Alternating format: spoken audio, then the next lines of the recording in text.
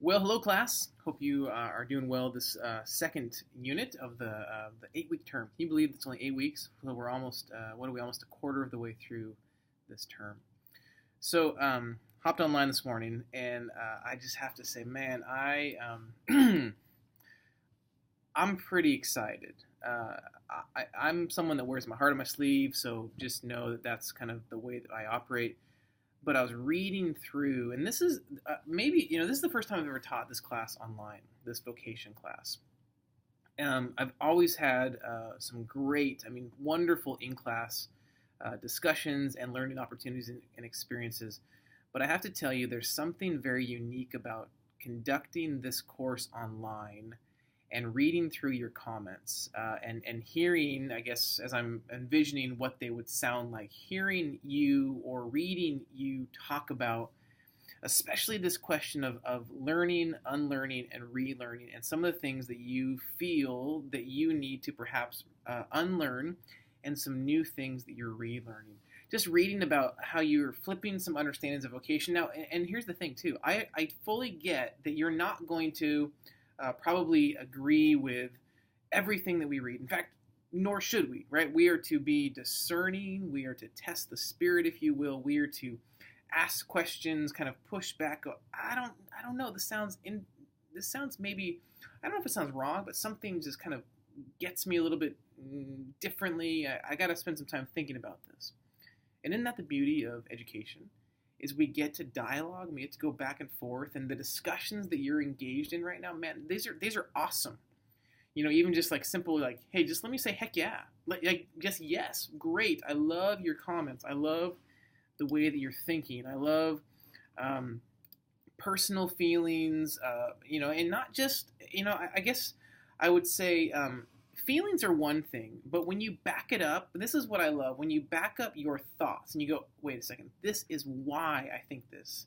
I used to think fill in the blank, and now I think this. Or one of the beautiful things, especially, and maybe I said this before, but I think it's worth saying again, when it comes to education, the thing that I love, and this is what I experienced my first time going through grad school, and really just, I shouldn't say my first time, every time I've been in graduate studies, when I really started to take my education seriously, which I think the first time was really in my graduate studies. So having now gone through a number of graduate programs, I think, but it was most noticeable in my first couple of classes, especially in grad school.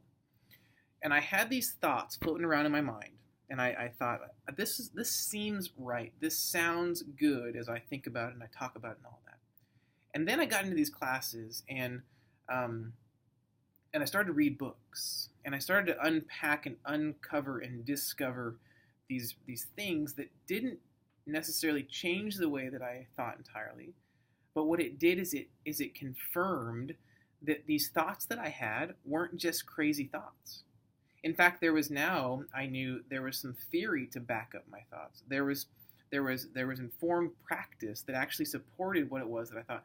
And now I had almost, I guess in many ways, I had verbiage, I had words to actually put into word to describe the very thing that was going on in my mind. And so as you're wrestling through a lot of this content, I know for many of us, if not all of us, we've been working, or whether it's a part-time job, I even think I've been working since I was 15 years old. So I've been at this whole working thing for quite some time. And I don't know, other than a self-inflicted, that's not in a bad way, but I left a job when I was 20 years old to drive around the country in a Volkswagen bus for a summer. That's been the only time that I've been completely 100% unemployed. So I had a moment of time, which I'll talk more about probably at some point throughout this term, where I was underemployed, but I still had work. I still had something to do, although it was infrequent. I still had work, and this process that I went through actually informed much of my thinking along these vocation and calling lines, and was perhaps the single hardest personal challenge, only because I chose not to find the silver lining, the purpose that God had for me. But it was one of the most transformative, important, influential times in my life. But I've been doing this for a while. you've been doing this for a while, and we have these experiences, and it's not that we're wrong. I think that's the thing. We're not wrong. We're just perhaps not entirely informed, or maybe we haven't completely come to a resolution of how or what we think. And so the beauty of education is we're going to pepper you here and there and there and here with many different theories and ideas and topics and techniques. And so you kind of get to formulate this understanding of vocation. I love what Luther says in this idea of kind of the Reformation doctrine of vocation, if you will. Here it is. We celebrate the 500th anniversary of the Reformation on October 31st, 2017. This idea that no matter what you do, that all work, all jobs have dignity. And so that's a whole nother aspect to unpack. And we live in this world where we have kind of hierarchied and said this is more important than this. And we talked about this a little bit. But it's so great to see and actually be able to capture as I'm reading your words. So these are things that I can go back and reflect on, and things that you can go back and reflect on, as opposed to in a face-to-face class sometimes where you just have these fleeting thoughts that I might throw out or you might throw out. And unless we actually write them down, we won't necessarily capture them in kind of this way that we can save the concept. But here again, now you've got this written word, and it's so rich. So all that to say, in those last 5.5 minutes, I am thrilled beyond really even what I think my expectations for this class, what it was going to look like. Because again, we haven't done this class online before. But I got to tell you, man, I'm so grateful for what you're sharing. So thanks for that. So remember a couple of things going on this week. Continue with these conversations, discussions. You've got the 3 discussions. You've got the videos to watch, the articles to read. You're reading the entire David Benner book, The Gift of Being Yourself. And I really think that you'll find, if you haven't finished it yet, here we are Friday, so we've still got, the papers due here in a couple of days. I think you will find that it's a really fantastic book. I remember teaching this class in the face-to-face classroom. I believe it was a year ago in the spring, and just the conversations that occurred with students to hear them talk about this book, and even say, like, I wish that I had had a book like this when I was fill in the blank age, or even I had a conversation this morning with an individual who is kind of figuring out what's next from a career standpoint. And we were talking about another book, and they said, where was this book when I was 20 years old? Different book, but same idea. We read these textbooks, these amazing works of literature, and we go, yes. And why didn't I know about this? And who can I give this to so they can know about this? I think that's probably one of my greatest joys in reading books, is to discover things that are so meaningful to me that I can then take, and whether it's I assign it in a class, or perhaps, and maybe more even influential when I'm with my friends and colleagues and family members and fellow congregants at church, to say, hey, I think you would really benefit from this book. I want to encourage you to check it out.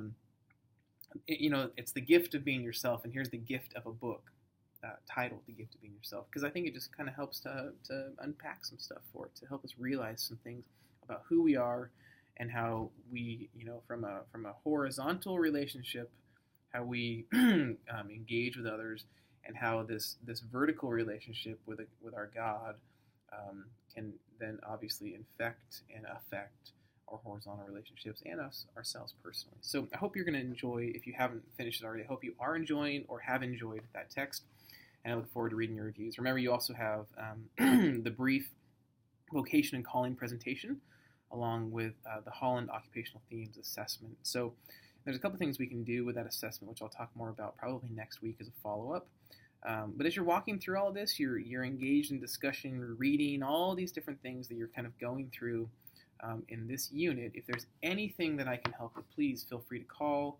I know that some of you may be even local and you're still taking this class online. If you wanted to come by the office or grab coffee, I would love to meet you in person. But I mean, I'll just say this stuff, and that's a technical term, stuff, right? So this stuff we're talking about, this content, this topic of vocation,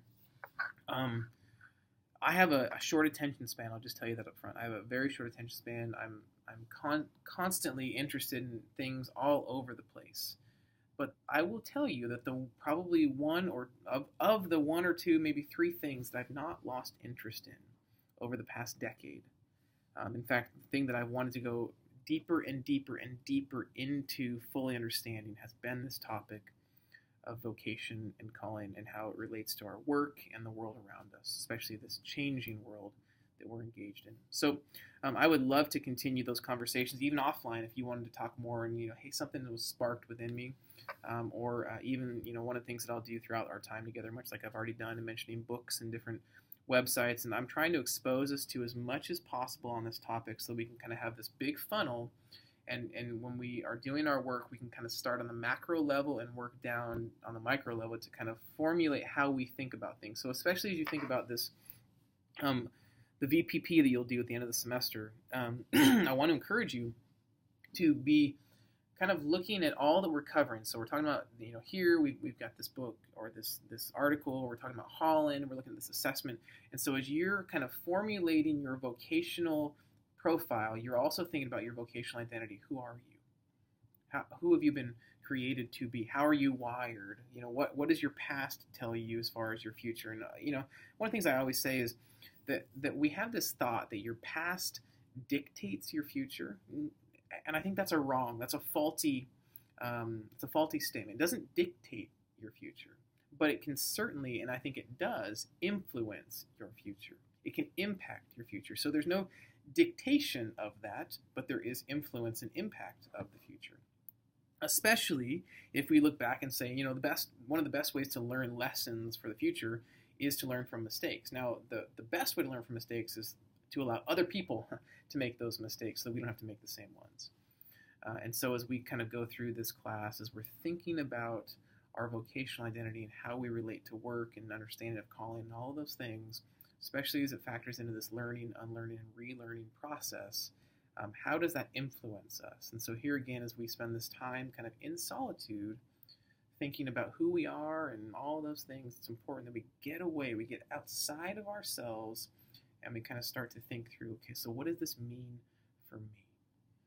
And I think the best way to do that is in silence, is in solitude. It's in some alone time, so we really can contemplate and go deep within our thoughts to process through, how do I view vocation, and what does it mean to me, and how has God wired me, how has He created me, how has He made me to be so that I can live this abundant life. Okay? So continue on as you're doing, and again, if I can help in any way, I can't stress it enough. I'm here to support you in any way I possibly can. Knowing that online education can sometimes be a bit tricky because you feel a bit disconnected from your classmates and your faculty. But I want to be as available as I can be to help make this the best experience that it can be as well. So keep up the good work. Super impressed, super grateful for all that you're doing. Look forward to the rest of our time, and as you finish out this unit, Godspeed. And if I can help in any way, let me know. I'll see you online.